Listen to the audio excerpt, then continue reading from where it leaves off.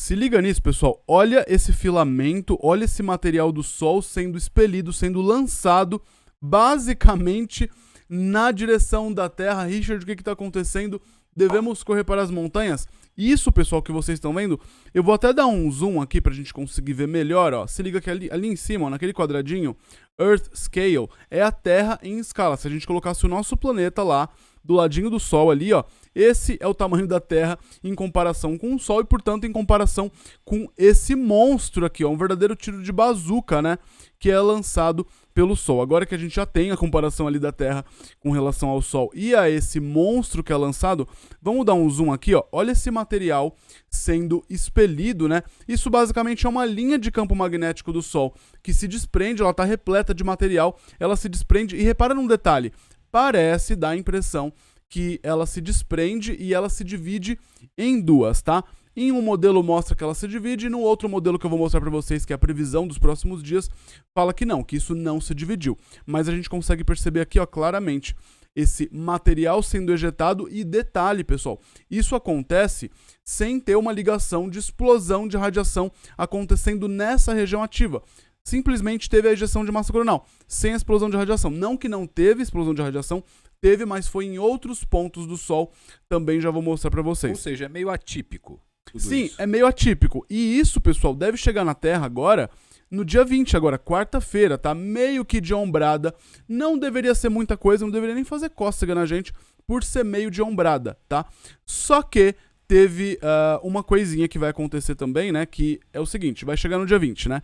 Só que no dia 20, a gente está tendo o equinócio. E quando acontecem equinócios, o nosso campo magnético, ele fica meio enfraquecido. Eu já vou explicar para vocês. Então, por conta disso, a gente deve esperar uma tempestade solar. Não deveria acontecer uma tempestade solar, porque esse material ele é lançado meio que em câmera lenta, como vocês estão vendo. Não foi numa velocidade muito absurda, né? Não foi aquele tiro de bazuca tão forte. Foi um tiro de bazuca, Cris, meio que sem força. Sabe quando você coloca pouca pólvora ali? É meio parecido com aquela tempestade Falciani que teve esses Mais ou menos aí. isso, né? A gente falou sobre isso, vou deixar no card aqui em cima. Só que acontece, isso de qualquer forma é muito material do Sol sendo lançado basicamente na direção da Terra, né? Bem apontado para a Terra. E eu vou mostrar para vocês o que vai acontecer nos próximos dias. Richard, devemos correr para as cavernas então, né? Já que para as montanhas talvez não seja uma boa ideia. Aí que tal, eu já vou explicar isso tudo para vocês com a ajuda de quem? Do Jack, né? Que já tá brincando de cara ou coroa para ver se esse filamento vai ou não atingir o nosso planeta. Vamos por partes.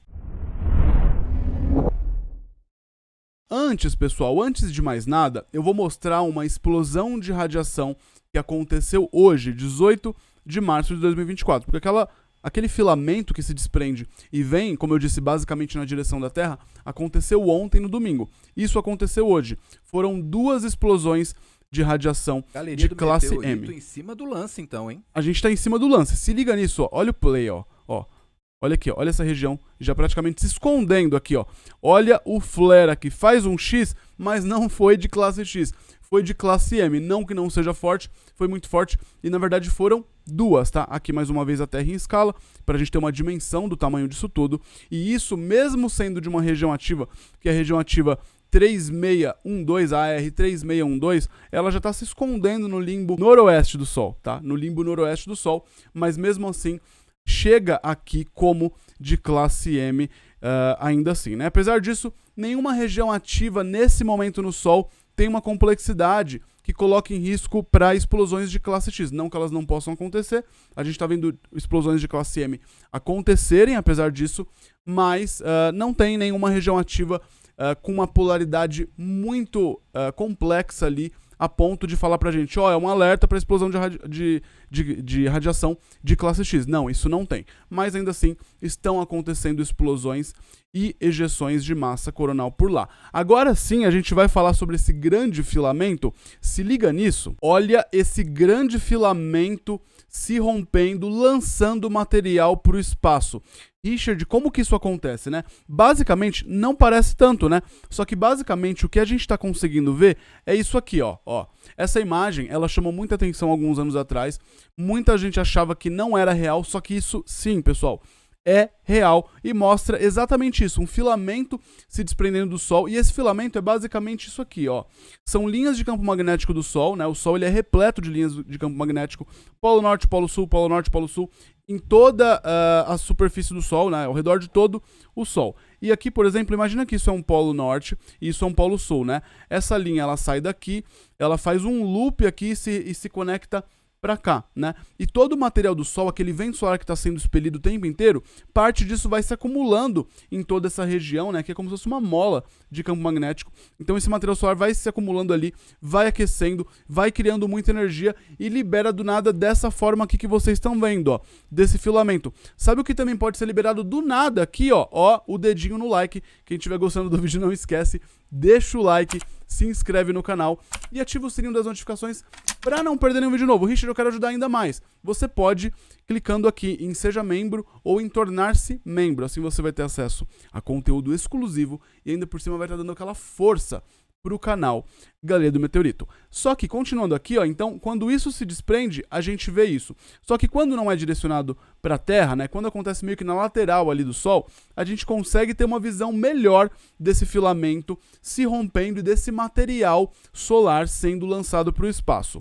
Aqui não parece tão grave assim, né? Não parece tanto assim. Só que é exatamente isso que está acontecendo. Só que a gente está vendo... porque está direcionado para a Terra. Então a gente não vê daquela forma, a gente vê de uma forma completamente diferente. Só que isso é tão grande quanto aquilo que a gente acaba de ver. Isso é muito grande. Olha o tamanho disso, olha o tamanho desse filamento e vem justamente na direção da Terra. Ou seja, quando mais a gente precisava ver, aí não vê. A gente não consegue ver tão bem, exatamente. Talvez a gente tivesse que ter outros observatórios em outros pontos para a gente ter uma visão melhor. A gente tem o Stereo A e o Stereo B, né? Um que fica na frente, outro fica atrás. Um parou de funcionar e o outro não está numa posição tão favorável assim. Então a gente não consegue ter uma visão em 3D.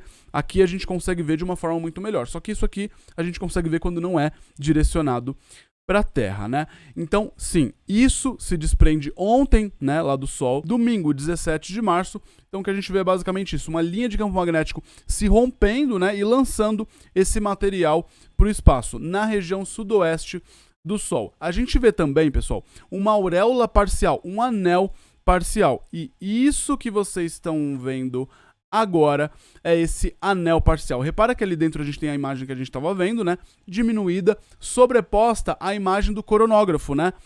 Que é o Lasco C2. Aqui a gente tem um coronógrafo, né? Ó, repara que ele bloqueia o Sol para a gente conseguir ver justamente o quê? O que acontece ao redor do Sol, né? Porque quando o Sol está ali, ele está ofuscando, a gente não consegue ver aquele material do Sol saindo de fato, ó. Ali a gente, por exemplo, ó, ele sai e a gente não vê mais. Por quê? Porque o Sol está ofuscando. Aqui não, aqui a gente está bloqueando o Sol, ó, e a gente consegue ver o material saindo. Olha ali, ó, o material saindo. Repara que forma como se fosse um círculo aqui grandão em torno do Sol. Só que esse círculo ele é parcial. A gente vê mais aqui na região sul e na região oeste, aqui um pouquinho para noroeste também. Então isso significa o quê? Que vem na direção da Terra, só que como é parcial, ele vem parcialmente na direção da Terra. Richard, vai ter impacto aqui no nosso planeta? Sim, vai ter impacto. E isso vai chegar aqui na quarta-feira agora, quarta-feira a partir das 18 horas, 20 horas, pelo horário internacional. Então, quarta-feira, 20 de março, tá bom? Só que, pela velocidade que vocês viram, não é um tiro de bazuca tipo, com aquela potência. Vocês percebem que isso acontece meio que em câmera lenta, tanto que nas previsões que eu já vou mostrar para vocês para os próximos dias, mostra que a velocidade do vento, né, a velocidade desse impacto não é tão grande assim, é uma velocidade relativamente baixa. Então, por conta disso, o impacto seria bastante fraco, possivelmente nem sequer ocasionando uma tempestade solar. Porém, algo diferente vai acontecer, né? Por quê? Esse impacto, pessoal, vai chegar quando? Quarta-feira, dia 20 de março, né?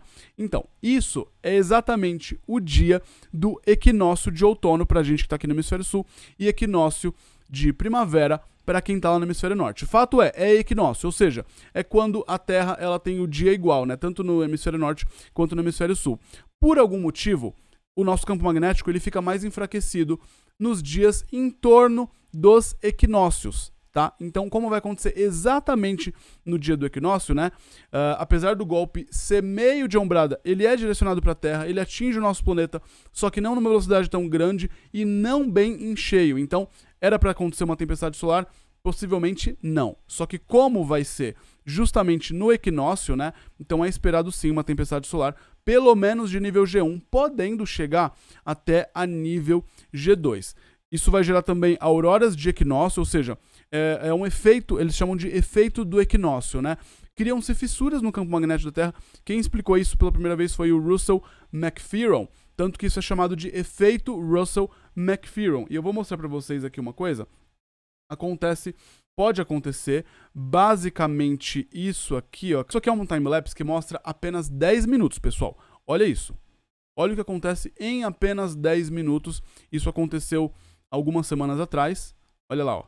Uma explosão de auroras que acontece muito rápido, de forma repentina, e aí, da mesma forma que ela vem, ela vai embora depois, tá?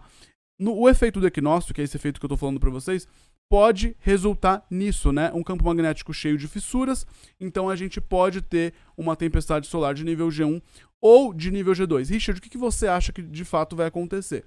Possivelmente vai ficar no nível G1 mesmo, eu não acredito que vai chegar no nível G2. A gente vai ter um impacto, possivelmente vai ter tempestade solar sim, de nível G1, ela vai até nível G5. O G1 é o mais fraco, aí vai G2, G3, G4, até G5, que é a tempestade solar mais forte, é o tipo mais extremo que existe. Eu acredito que vai ficar no nível G1 e não deve passar disso. Isso eu estou fazendo uma previsão só pelo visual. E isso que vocês vão ver agora, se liga nisso, ó, é um modelo que a NASA fez, né, prevendo essa ejeção de massa coronal. De acordo com esse modelo, aquilo ali, ó, não se separou, né? Aquele filamento, que é esse aqui, ó, cadê o filamento? Filamento aqui, ó. Olha o filamento. De acordo com esse primeiro modelo, esse filamento, ele não se desprende. Ele vem como um único filamento numa única direção, claro. Ele abrange bastante, ele é bem extenso, mas ele não se desprende. E é isso que vocês estão vendo nesse modelo, né? Ó, atingindo a Terra ali, a gente vê a Terra... o sistema solar. Aqui tem um Sol, né, no centro. A Terra aqui, o sistema solar a gente está vendo de uma visão superior, tá? Repara que vai nessa direção aqui, ó, oeste, né? E aqui a gente está vendo no ângulo da eclíptica, né? Aqui a gente tem o Sol, aqui a gente tem a Terra. Repara que vem mais para sul, ou seja, é sudoeste. Pegando as duas imagens, a gente tem uma base em 3D. E aqui é o impacto dessa ejeção de massa coronal, né, no campo magnético, né, da Terra ali, ó, no meio interplanetário. Se liga nisso, ó. Esse é o impacto que acontece no nosso campo magnético, né? Essa energia toda do Sol chegando aqui, né? E isso deve acontecer quando entre 18 horas, 20 horas de quarta-feira agora, né? 20 de março, né? Provavelmente é mais ou menos isso que vai acontecer. Já esse outro modelo, pessoal, se liga nisso. Esse é do NOAA, tá? Olha aqui, ó. Aqui a gente vê a velocidade do vento solar e aqui a gente vê o material, a densidade de plasma, a densidade de material solar. Aqui eles já mostram, ó, se dividindo em dois. Um não pega a Terra nem de raspão e o outro pega a Terra, ele vem mais para essa direção aqui, um pouquinho para leste, né? Então repara aqui, ó. A gente tem um impacto também mais ou menos no mesmo horário, só que aqui também é estimado entre nível G1 e nível G2 no máximo. Richard, quais são os efeitos disso, né, quando chegar por aqui? É como eu disse, né, vai ter muita aurora, com certeza, né, a gente vai ter muitas auroras. Animais migratórios também são atingidos, eles são afetados, né, e eu acredito que em pequenas interferências também, em satélites, em comunicação. Rede de energia tem algum problema? Pode ter flutuações, apenas flutuações, oscilações, né, na rede de energia, mas apenas nas regiões polares. Como eu disse, não é esperado uma tempestade solar forte. É uma tempestade solar, mas ela deve ser fraca. Talvez ela nem existiria se não fosse esse lance, como eu disse, de estar acontecendo justamente no equinócio. Então a gente fica aí com essas imagens magníficas do Sol. Olha que coisa mais linda, né? Apesar de ter um poder devastador quando a gente fala principalmente sobre tecnologia, né? Sim, tem problema para tecnologia quando a gente fala de tempestade solar, ainda mais que a gente está no ciclo solar 25, no pico no caso, né, do ciclo solar 25. Já falei sobre os riscos, vou deixar no cardzinho aqui em cima quando eu falo inclusive sobre o nosso notebook, o nosso celular, né? Coisas que a gente tem em casa, quais seriam os efeitos pra gente mesmo, né? Falo também sobre chance de auroras em regiões do Atlântico Sul, por exemplo, Brasil, né, justamente por conta da falha do campo magnético que a gente tem, né, esse enfraquecimento do campo magnético na anomalia do Atlântico Sul. Falei sobre isso também, chance de auroras no Brasil, vou deixar no card aqui em cima. E pessoal, falando em Sol, continuando, né, no assunto Sol, tá chegando o eclipse solar. Vai ser agora no dia 8 de abril, falta pouco, a gente vai estar ao vivaço, né? E será que pode acontecer uma ejeção de massa coronal durante o eclipse, principalmente se for ali na borda do Sol, né? Não exatamente direcionado para a Terra, mas na borda do Sol? Seria fantástico, seria magnífico, a gente poderia ter uma chance de vislumbrar isso daqui da Terra, observando durante o eclipse, né? Eu falo sobre isso no vídeo, no último vídeo aqui do canal, vou deixar no card aqui em cima, né? E como eu disse, a gente vai estar ao vivaço aqui no eclipse. Já deixa lá o seu gostei, já clica na notificação para ativar a notificação, ativar o lembrete. O link, pessoal, dessa live imperdível, eu vou deixar no box aqui para vocês, tá certo? Bom, pessoal, então basicamente é isso. Vejo vocês no próximo vídeo. De olho no Sol e até a próxima. Fui, tchau, tchau.